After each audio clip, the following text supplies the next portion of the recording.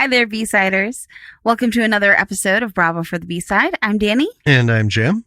And this week, we're getting back into horror. Yes, we are. Yeah. I love horror. Well, yeah. I mean, it's kind of it's our wheelhouse. Yes. We love horror. It's the whole thing. Well, we love B movies. Well, yeah. Because most of them, some of the best ones were B films. Mm-hmm. You know, low budget or indie. Either way, you know, hand me down kind of, we'll see what this does kind of stuff. Yeah. It did it all. Horror. Yeah. And it's a good old-fashioned slasher. It is. This one was another one found online through Twitter. Yeah. Thanks, Twitter. Well, we had someone follow, and when we get followers, I always like to see who it is because, there's some spam stuff out there, and someone who's following 63,000 people has, 2 tweets and no followers. And you can kind of see from those 2 tweets, it's just, porn spam. I don't follow back. What? We're missing out on all the porn spam? We are. Okay. We are. So anyway, just wanted to see who it was and found out the person was a filmmaker. So obviously went to their link and saw this magnificent thing in a trailer. Yeah. And, showed you. And bam. Good. Instantly on the list. Yeah. Yeah. Yeah. Very visual. Yeah. Do you want to tell us about it? Am I doing it? You are. That's right. That's why I have it up. You're such a ham. Just tell us. Okay. So this week we are covering Redwood Massacre. This bad boy was done in 2014, directed by David Ryan Keith, written by David Ryan Keith, starring Mark Wood, Lisa Cameron, Lisa Livingstone, Rebecca Wilkie, Adam Coutts, and Benjamin Selway. Unrated. It would be rated R, though. Most definitely. The budget was just under £30,000. The plot logline for this is what begins as an exciting camping trip to the legendary Redwood murder site takes a terrifying turn when the innocent campers discover the legend is about to become a nasty and bloody reality. And there's some things to talk about this towards the end. It's a good length for a log line. I think it's pretty good. Yeah. Yeah. But yeah, this was shot in Scotland. Yeah. Scottish film. Scottish. Did some back and forth with Mr. Keith. Got some, that's how I got the budget and some more information. And really just was another case where it was almost apologetic. Yeah. And I hope you like, super low budget, because I'd sent him a note before this, saying, I saw the trailer and I were hooked and we're going to put that on our episode. We're going to watch it and cover it. Yeah. And I got back, I hope you like really super low budget films. And, I haven't seen it since, in 2014. I haven't watched it in a long time. And I don't know, it's just, and we get that a lot. Yeah. I think people are very self-conscious of their low budget films, but you don't have to be. I mean, if you make a film, whether it's, a $1 million film or a $1 film, right, you've made something. Well, and this was super awesome. Yeah, it was. Yeah. I'll just, it's not really a spoiler, but I'll put it out there. It had the same intensity with watching the trailer as Attack of the Taddybogle, which was great. Yeah. Yeah. And I guess we'll jump into a quick lesson. Don't apologize for your work. Yeah. It doesn't matter if you had a 35,000, 3,500, if you had $350 and you just did the best you could. Yeah. Right. Don't apologize. You made a movie. and this was a full-on production. So Yes. even with just under 30,000, I mean, it's very clear, the budget can be seen by the limited locations. That's always the number one indicator, Well, yeah. And there's nothing wrong with that, because we've talked how many times about do it in your living room, one location, you can do it with one camera, one angle, right? Yeah.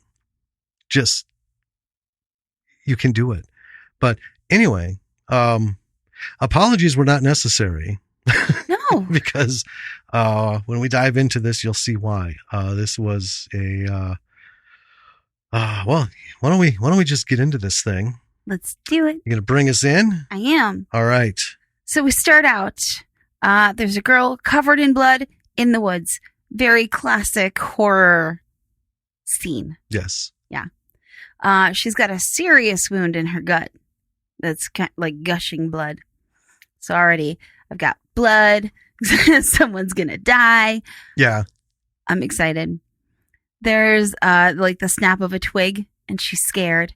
And then up comes the killer with a fucking awesome mask. Yes. Oh my God.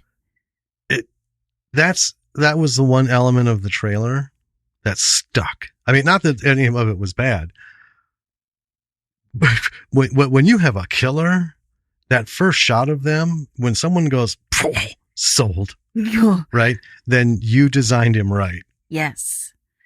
And then he just comes up to her and he stabs her with some, I think, scissors, maybe? It was a short. They were shears. Shears. But not like those giant, yeah, gardening ones. Anyway, and she's crawling away and he pulls an axe from another body. Use what's available, folks. And just starts hacking at her in her back with it. And the thing that really stuck out to me about this opening scene is that the whole thing was actually pretty quiet. Yeah. Actually, aside from the music, mm-hmm. She didn't scream. There weren't any loud noises. There was the like squishing. Yeah. Right. Someone's being killed. But it was almost sort of sedate as far as murder scenes go. It was, and I liked it because Yeah. you're kind of watching it. You don't have the ramped up music. You don't have the overblown, scream queen, everything going. I mean, not that, there isn't some of that later, because I mean, it has a place. Well, it's a horror movie. But it's an awesome way to bring people in. Yeah. The quiet, heavily violent approach. It was very focused. And so, yeah, the mask, when he came on the screen, right? And again, we saw it in the trailer, but when he popped on the screen, it reminded me of Taddy Bogle's mask, Attack of the Taddy Bogle. Simple. It's a like scarecrow type. Yeah, it's a burlap. Yeah. It's simple, but it's creepy as hell. Yeah. And fuck, it works. And I tell you what, that should be the trend. I mean, this is 2014. Teddy Bogle was 2014. Mm-hmm. And it's 2020. It should be the thing. There is something about like the perfect killer mask in a horror movie that it has to be perfect for the movie. It has to be great just in general. And it's really hard to perfectly nail it down. It is. Mike Myers, right? That was perfect. Yeah. Not 100% design choice, but perfect. It worked perfectly. And we talked about Jason. We'll talk more about masks. Yeah, later. Because just to let you know, folks, we are going to be talking about this mask. Yeah. In some detail. Yes. All right.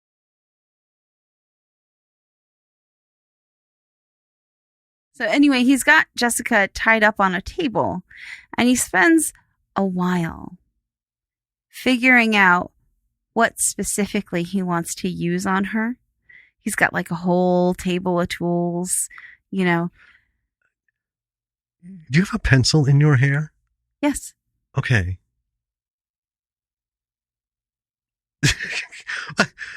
I'm looking at you and down and up and down and up.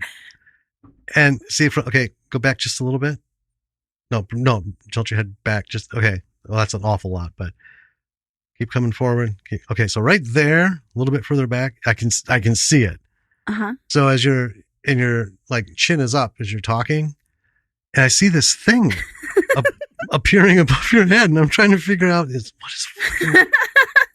a pencil. Is it a hair? What the hell am I seeing in my field of vision? I'm like, well, the camera like can't be bouncing off your headphone thing. So is it bouncing off the metal bit? No. Okay. Well, that's what I thought. I mean, I can, obviously see the metal when I'm trying to figure what is on your fucking head. I'm sorry. Well, we shut ourselves in here and then we set the cameras by the door. And when we got in here, it was really warm and my hair was down and I didn't have a hair tie with me. And so I took a pencil and I put my hair up with a pencil. That's fine. Because, I don't recall you coming in that way. I can put my hair up with anything. I know. I know. I didn't want to interrupt you, but it just started bothering me a lot. What is it? I'm sorry. Continue. Okay. So he's picking what torture tool to implement, and they're all like farm tools. Mm-hmm. And he finally...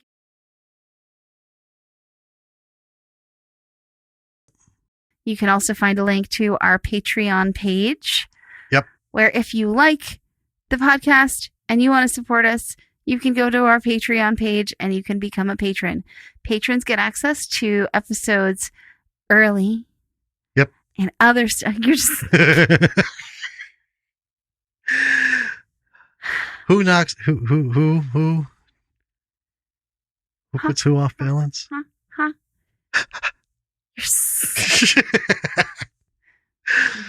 Mm-hmm. Patrons get access to episodes a week or a little bit more early, depending on how fancy I'm feeling on putting them up between Sunday and Tuesday, and how much shit I've got going on. So yeah, you get those early. We've got some videos, content, and stuff that patrons will have access to. Once we reach our goals, I mean, right now patrons get to help pick movies. Yeah.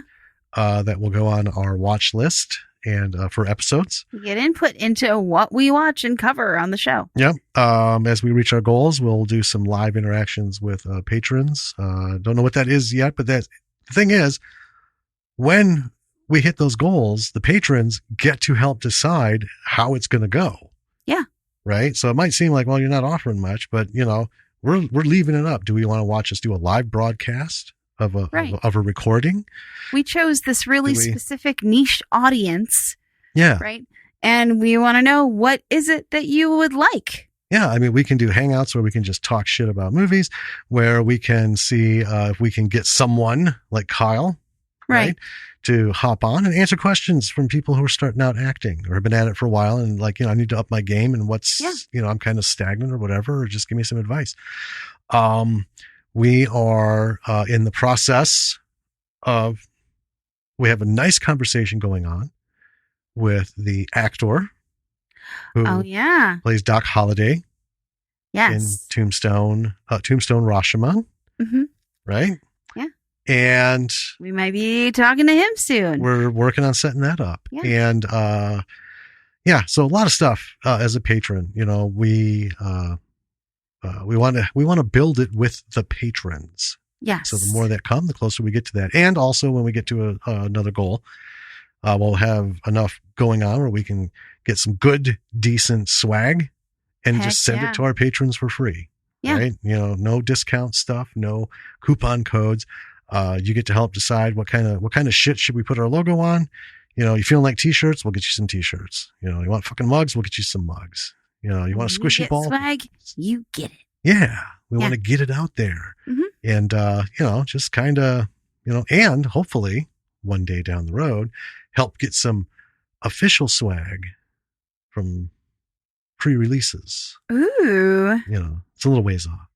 Anyway, become a patron. Yeah. It's $5. You'll get early access to other projects that we are doing. If we were able to, we'll see how this summer goes to see if we can do our short. But if we're able to do our short this summer, our patrons are going to get early access to all of that stuff. Yeah, project information and everything. We will have, behind the scenes stuff, whatever we can do in making those projects. Everything that we're working on, not just the podcast. Patrons get to be part of the Lords of Misrule family. Yes. Right? So all of our projects, the graphic novels that we're trying to do, novelizations, all this stuff. Right now there's not a ton of posts out there because there's reward, effort versus reward. The more patrons we get, the more stuff I'll put up. Right now I'm spending my time on other stuff like, YouTube videos, right? It's not full episodes anymore. Right. But we are recording and select portions. Yeah. I'll give you 10, between 10 and 20 minutes of, us doing this. Yeah. On YouTube. And we'll see where that goes.